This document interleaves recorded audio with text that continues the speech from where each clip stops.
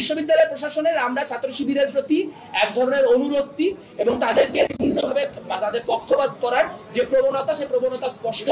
আমরা খুবই হতাশা, ক্রোধ এবং ঘৃণা নিয়ে দেখছি একটি বিশ্ববিদ্যালয় প্রশাসন একই সঙ্গে দুইটি গণহত্যাকারী সংগঠনকে একই সঙ্গে পুনর্বাসন এবং লালন পালনের এজেন্ডা নিয়ে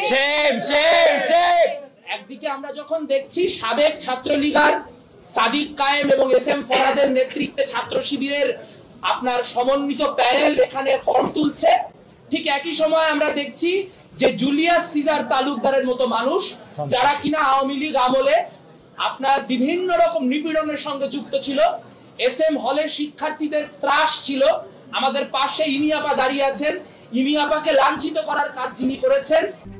RICL TMX, যুগের পর যুগ স্থাপনা থাকে মজবুত।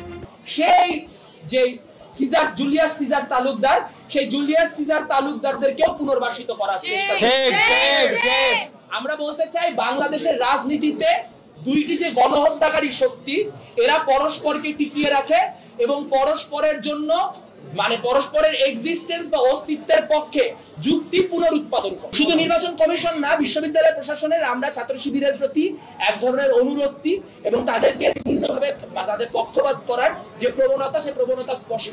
সেই প্রবণতার কথা আমরা গণমাধ্যমগুলিকে আগেও বলেছি, কিন্তু সেই জন্য আমরা নির্বাচন থেকে পিছপা হব না।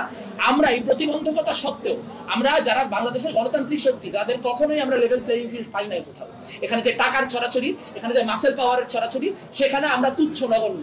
কিন্তু আমাদের কাছে জনগণের শক্তি আছে, আমরা সেই জনগণের শক্তিতে ক্ষমতায়িত হয়ে আমরা এই লড়াই লড়বো। আমরা আমাদের